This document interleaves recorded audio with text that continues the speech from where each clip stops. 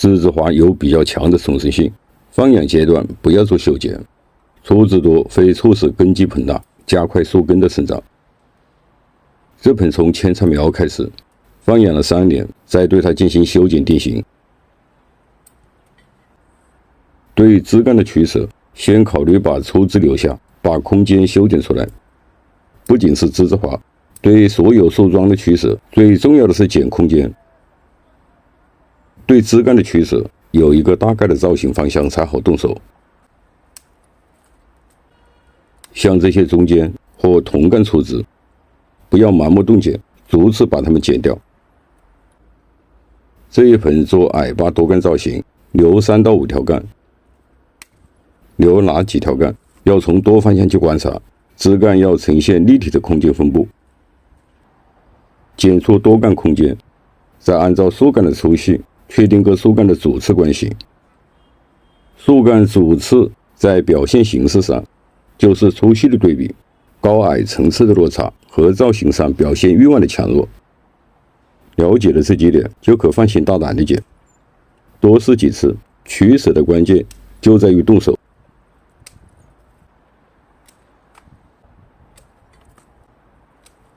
对栀子花定型不要做攀杂。在前面说了，栀子花的重生性强，对它修剪取舍就能达到比较好的定型效果。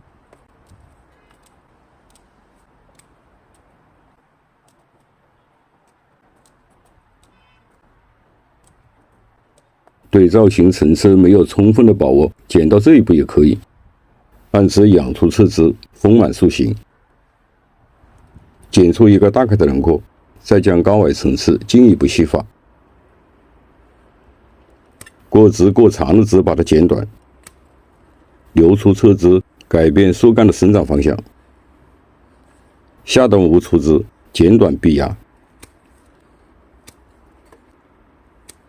栀子花在枝干没有完全木质化前，只能从节点处压，修剪中要注意保留压点。在上期视频重点讲了栀子花根线虫的治愈方法，收到了很多朋友提问，集中回复一下。根线虫是造成栀子花种养不好的主要虫害，出现了根线虫比较容易治，用普通的杀虫药就可以消灭。对根线虫重点是预防，放掉盆土，洗根，用药水浸泡，铲除虫卵，才能从根本上消除根线虫的危害。在上盆前要对树根进行调整，对生长过密的根系要进行疏解。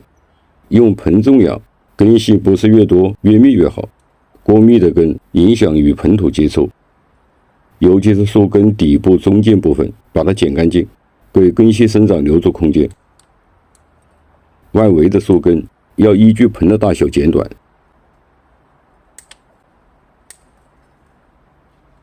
在正常情况下，生长好坏不在树根的长短。上盆后树桩的恢复，树桩吸收能力的增强，主要在树根的接口长出的须根。把树根留得过长，不符合盆景在造型中枝干根的比例，而且在有限的盆中，树根会占据过多的盆土空间，这也是上盆后盆景生长不好的一个重要原因。把交叉的树根理顺，出根的方向调整好。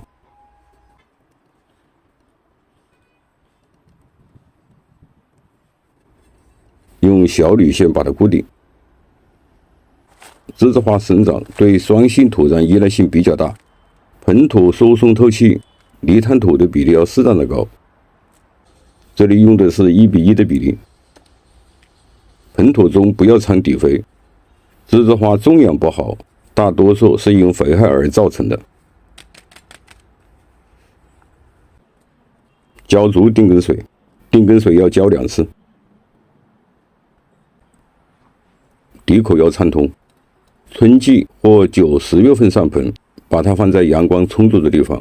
出芽后一定不要进行抹芽和修剪，枝处根生是所有树桩上盆后存活的关键。我是三全农茶，感谢您的收看，下期见。